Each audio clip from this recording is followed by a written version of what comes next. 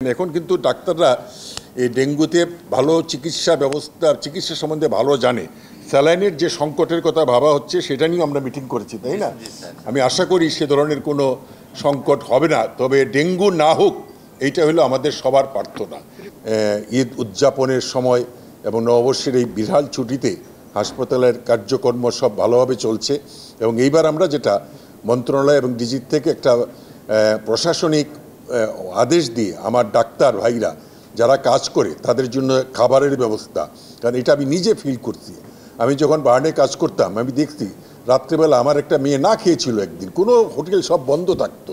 তো সুতরাং আমি এটা ইচ্ছা করে এবার অর্ডারটা করাতে সবাই খাওয়া দাওয়া পেয়েছে, ভালোভাবে তারা ঈদটা করতে পারছে, ঈদের সময় তারা তাদের ডিউটি সম্পন্ন করতে পেরেছে। এইটুকুই বলার বক্তব্য, আমি আর কিছু বলবো না। আপনাদের কোনো কথা থাকলে আপনারা বলেন। তবে আজকে আমি মনে করি আমরা ঈদের শুভেচ্ছা বিনিময় করতে আসছি, তাই না? একটা দিন অন্তত কথাবার্তা না বলে ভালো মন্দ তাই না, কেমন আছি কি না করলাম, হ্যাঁ কথা বলবেন। আমি কিন্তু কোনোদিনই আপনাদেরকে অ্যাভয়েড করে চলি নাই। আমি সারা জীবন আমি কথা বলতে আমার কোনো অসুবিধা নাই, আমি কথা বলবো, তবে ভালো কথাবার্তা বললেই ভালো।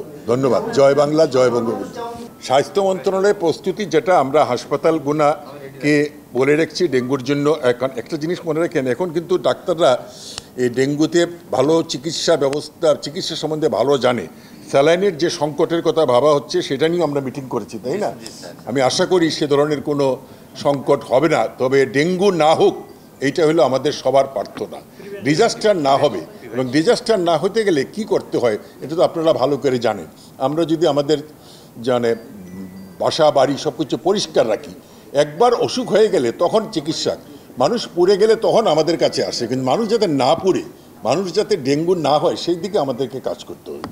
আজকে সকালেই আমি এই ব্যাপারে এইটা নিয়ে আজকে সকালেই আমরা কথা বলছি। একটু আগে আমার কাছে আমাদের এনডিসির যে লাইন ডিরেক্টর এনসিডির সে আসছিল, আমি তার সঙ্গে কথা বলছি যে আমরা এটার এই অ্যাওয়ারনেসটা বাড়াইতে হবে, এবং অ্যাওয়ারনেসটা বাড়াইতে আপনাদের ভূমিকা হচ্ছে সবচেয়ে ইম্পর্টেন্ট।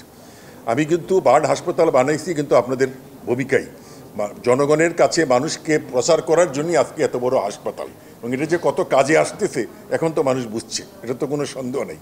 তো সুতরাং আমরা যাতে মানুষ যাতে না পড়ে, the best treatment of burn still prevention, সেই লক্ষ্যে আমাদের কাজ করতে হবে। একদিনে তো সম্ভব না, শুরু করছি আস্তে আস্তে, আশা করি এটা কমিয়ে নিয়ে আসতে হবে। আজকে পার্শ্ববর্তী দেশেও কিন্তু অনেক কমিয়ে নিয়ে আসছে বার্নের ইনসিডেন্ট। আমি মালয়েশিয়া গেছিলাম, একটা বার্ন রুগী নাই। সুতরাং চেষ্টা করি আর কি।